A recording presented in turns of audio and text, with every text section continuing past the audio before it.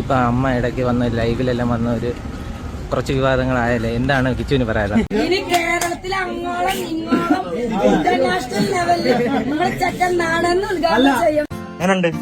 അടിപൊളി. കൊള്ളാവോ? Hey guys, welcome to my YouTube channel. ഇനി മുതൽ രേണുവിന്റെ ഉദ്ഘാടന പരമ്പര കിച്ചു ഭരിക്കും. എന്തൊരു ഹാപ്പി മൊമെന്റ് ആണല്ലേ.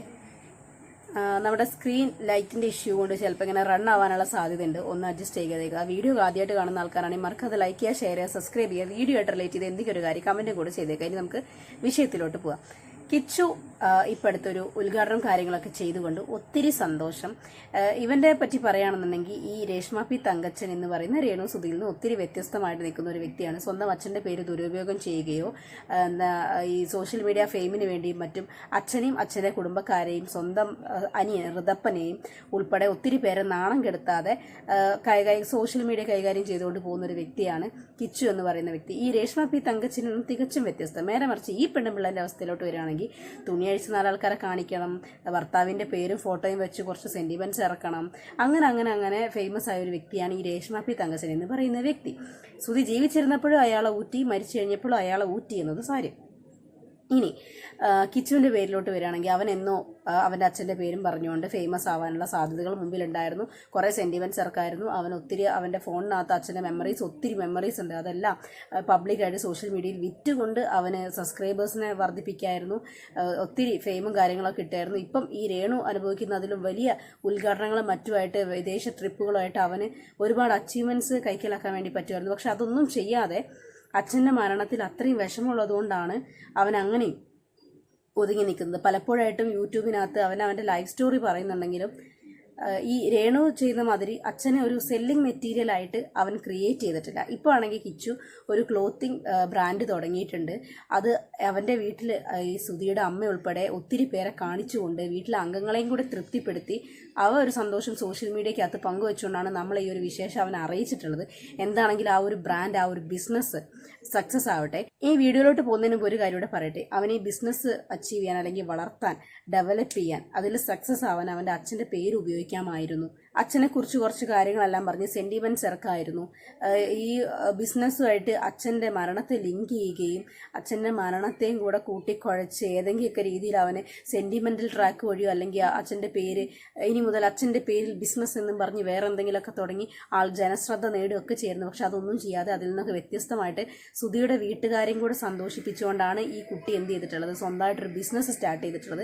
അത് അവൻ ഇൻട്രൊഡ്യൂസ് ചെയ്യുന്ന ഒരു വീഡിയോ ആദ്യം നമുക്ക് കാണാം. അടിപൊളി.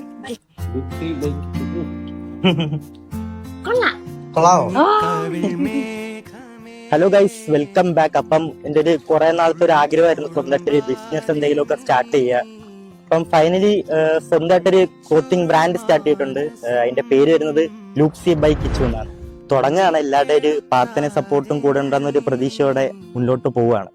അപ്പം അടുത്ത വീഡിയോയിൽ നമ്മുടെ പുതിയ ടീഷർട്ടിന്റെ ഡിസൈനും കാര്യങ്ങളും എല്ലാം കാണിക്കാം. അപ്പം സ്റ്റേ ട്യൂൺഡ്. ഇനി രേണു സുധി തുണി അഴിക്കുന്നത് കാണാൻ മുട്ടിക്കഴുപ്പ് മൂത്ത് നിന്നിട്ട് അവളുടെ സബ്സ്ക്രിപ്ഷൻ വീഡിയോയ്ക്കകത്ത് പോയി അംഗത്വം എടുത്ത കുറെ പോങ്ങന്മാരോടാണ് പറയുന്നത്. അവള് തുണി അഴിച്ചിടുന്ന വൃത്തികെട്ട വീഡിയോസ് കാണാൻ വേണ്ടി നിങ്ങൾ ചിലവാക്കുന്ന 180 രൂപ 2 മാസം സബ്സ്ക്രിപ്ഷന്റെ പൈസ ഉണ്ടെങ്കിൽ ഈ കുട്ടിയുടെ ക്ലോത്തിങ് ബ്രാൻഡിൽ നിന്നിട്ട് എന്തെങ്കിലും ഒരു തുണിയെങ്കിലും മേടിച്ചു കഴിഞ്ഞാൽ അത് ആ കുട്ടിക്ക് ഉപകാരമായിരിക്കും. സുധിയുടെ ആത്മാവ് വളരെയധികം സന്തോഷിക്കുകയെങ്കിലും ചെയ്യും. അല്ലാതെ നിങ്ങൾ ആ വക വൃത്തികെട്ട സ്ത്രീയുടെ സബ്സ്ക്രിപ്ഷൻ പോയി കണ്ടിട്ട് അവക്ക് പൈസ ഉണ്ടാക്കി കൊടുത്തിട്ട് നാട്ടിലെ ആണുങ്ങളുടെയും കൂടെ സൽപ്പേരും കാര്യങ്ങളും മുടിപ്പിക്കുകയല്ല വേണ്ടത്. ഇപ്പം അമ്മ ഇടയ്ക്ക് വന്ന് ലൈവിലെല്ലാം വന്ന ഒരു കുറച്ച് വിവാദങ്ങളായാലേ, എന്താണ് കിച്ചുവിന് പറയാനുള്ളത്? നല്ല സൂപ്പർ ഒന്നും പറയല്ലേ. മാക്സിമം കിച്ചു എന്ന് പറയുന്ന വ്യക്തിനെ ഇത്തരത്തിലുള്ള ചോദ്യങ്ങളിൽ നിന്നും കാര്യങ്ങളിൽ നിന്നും അകറ്റി നിർത്തുന്നത് തന്നെയാണ് നല്ലത്.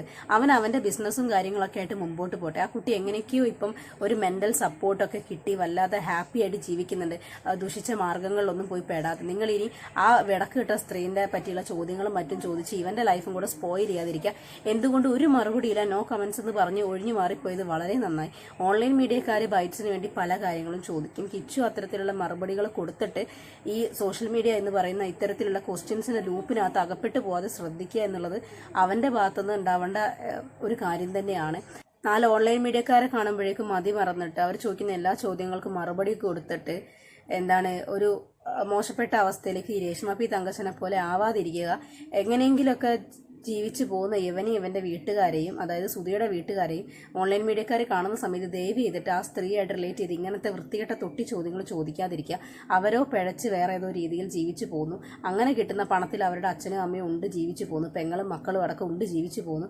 ഈ കുട്ടിയും അവൻ്റെ വീട്ടുകാരും, അതായത് സുധിയുടെ വീട്ടുകാരും അതിൽ നിന്ന് 1 രൂപ പോലും കൈപ്പറ്റുന്നില്ല. അതുകൊണ്ട് തന്നെ ഇത്തരത്തിലുള്ള ചോദ്യങ്ങൾ അവനോടും അവൻ്റെ വീട്ടുകാരോടും ചോദിക്കാതിരിക്കാൻ നിങ്ങൾ മാക്സിമം ശ്രദ്ധിക്കുക. വളർത്തമ്മയാണ്, അമ്മയാണെങ്കിൽ ഇത്തരത്തിലുള്ള ചോദ്യങ്ങളും കാര്യങ്ങളും ചോദിക്കരുത് എന്നുള്ളതാണ് എൻ്റെ ഒരു അഭിപ്രായം. ഇനി നമുക്ക് കിച്ചുവിന്റെ ആദ്യത്തെ ഉദ്ഘാടന വീഡിയോക്കകത്തോട്ടൊന്ന് പോവാം. ഇനി കേരളത്തിൽ അങ്ങോളം ഇങ്ങോളം ഇന്റർനാഷണൽ ലെവലിൽ നമ്മളെ ചെക്കൻ നാടെന്ന് ഉദ്ഘാടനം ചെയ്യണം. ഇവനെ തന്നെയല്ലേ ശരിക്ക് വിളിക്കേണ്ടത്? അല്ലേ അല്ലേ അതാണ് കാരണം ഇവനെ സുചേട്ടനെ പറിച്ചു വെച്ചിരിക്കുകയാണ്. ഇവനെ തന്നെയാണ് ഈ ഉദ്ഘാടനങ്ങൾക്ക് വിളിക്കേണ്ടത്. ഇവന് തന്നെയാണ് സിനിമയിലും റീൽസിലും മറ്റേ എന്ത് ഷോർട്സ് അങ്ങനെ എന്താ പറയാ മറ്റേ നമ്മളൊക്കെ സപ്പോർട്ട് ചെയ്താൽ ചെക്കൻ ശരിക്കുള്ള ചെക്കൻ പുറത്തു വരല്ലോ. ഈ ഫാമിലി അവനെ ഒത്തിരി കാര്യങ്ങൾ സപ്പോർട്ട് ചെയ്യുന്നുണ്ട് കേട്ടോ. ഞാൻ ഇവരുടെ റീലിനകത്തൊക്കെ ഇവനെ കണ്ടിട്ടുണ്ട്. ഒരുപാട് സപ്പോർട്ട് ചെയ്യുന്ന ഒരു ഫാമിലിയാണ്. എനിക്ക് തോന്നുന്നു കിച്ചുവിന്റെ ഫ്രണ്ടിന്റെ ഫാമിലിയാണ്. പോരാത്തതിന് ഇങ്ങനൊരു സംഭവത്തിൽ ഇവനെയും കൂടെ പങ്കാളിയാക്കാൻ ഇവർ കാണിച്ച മനസ്സ് അത്രയും വലുത് തന്നെയാണ്. ഇവരിതിൽ പറയുന്ന കാര്യങ്ങൾ അത്രയും തന്നെ സത്യമാണ്.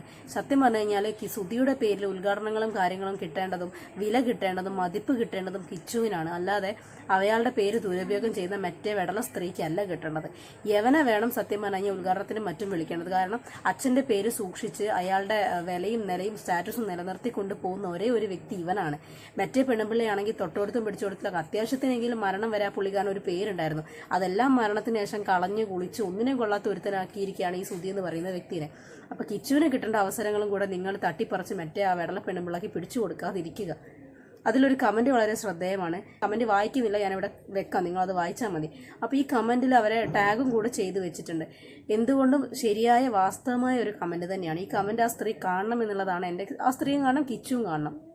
ഇതിനു മുമ്പ് ഏതൊരു വീഡിയോക്കകത്ത് ഞാൻ കണ്ടായിരുന്നു, മറ്റേ 10 പേര് കണ്ടാൽ എത്ര പേര് പ്രപ്പോസ് ചെയ്യും എന്ന് ചോദിച്ചാൽ 10 പേര് കണ്ടാൽ എന്നെ 10 പേരും പ്രപ്പോസ് ചെയ്യുന്നതാണ് ഈ വെകിളി പിടിച്ച സ്ത്രീ പറഞ്ഞിട്ടുള്ളത്. അതിൻ്റെ താഴെ മറ്റേ ജാൻമണി തല കറക്കുന്ന ഒരു സ്റ്റിക്കർ കൊണ്ടുവന്നിട്ട് കിച്ചു പോസ്റ്റ് ചെയ്ത് വെച്ചിട്ടുണ്ട്. അപ്പോൾ ഇവർക്കറിയാം, കിച്ചുവിനറിയാം ഈ സ്ത്രീനെ കുറിച്ചിട്ട്. ഈ സ്ത്രീ ഈ വുമണൈസർ എന്നൊക്കെ പറയുന്ന ഒരു മെന്നൈസർ ആണ് എന്നുള്ള കാര്യങ്ങളൊക്കെ എനിക്ക് തോന്നുന്നു കിച്ചുവിന് ഒരു പരിധി വരെ അറിയാം എന്നുള്ളത്.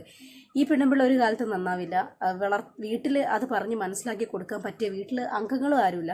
ചേച്ചിക്കും എങ്ങനെയെങ്കിലും പണം മതി, അച്ഛനും എങ്ങനെയെങ്കിലുമൊക്കെ പണം മതി എന്നുള്ളതാണ് സാരം.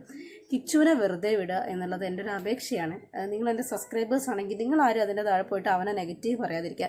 നെഗറ്റീവ് കണ്ടാൽ നെഗറ്റീവ് പറയണം, അല്ലാണ്ട് ഈ സ്ത്രീയുടെ പേരിൽ നെഗറ്റീവ് പറയരുത്. പിന്നെ ഈ വക ക്വസ്റ്റ്യൻസും കാര്യങ്ങളൊക്കെ നേരത്തെ ചോദിച്ച പോലുള്ള ക്വസ്റ്റ്യൻസും കാര്യങ്ങളൊക്കെ ആ പയ്യൻ്റെ അടുത്ത് ചോദിക്കാതിരിക്കുക. അവന് പണ്ടത്തെ വഴി ദുശീലങ്ങളൊന്നുമില്ലാതെ നല്ല രീതിയിൽ അവൻ്റെ ലൈഫ് റൺ ചെയ്ത് കൊണ്ടുപോയിക്കൊണ്ടിരിക്കുകയാണ്. അതിൻ്റെ ഇടയിൽ ഒരു മുടങ്കൊല്ല് കോലായിട്ട് ആ സ്ത്രീൻ്റെ പേരും അവരുടെ തലവെട്ടും കൊണ്ട് ഇടയിൽ തിരികാതിരിക്കുക. ഋതപ്പൻ്റെ ജീവിത സാഹചര്യങ്ങൾ എന്താണെങ്കിലും തലകുത്തനെയാവും എന്നുള്ളത് ആ സ്ത്രീൻ്റെ പ്രവൃത്തി കൊണ്ട് നമുക്ക് മനസ്സിലാവും. ഈ കുട്ടീനെ കൊണ്ട് കിട്ടുന്ന സഹായവും സഹകരണവും സ്നേഹവും കെയറും ഒക്കെ ആ കുട്ടിക്ക് കിട്ടട്ടെ എന്ന് മാത്രം പ്രാർത്ഥിക്കുന്നു. മറ്റൊരു വീഡിയോ ആയിട്ട് കാണുന്നതുവരെ ബൈ ബൈ.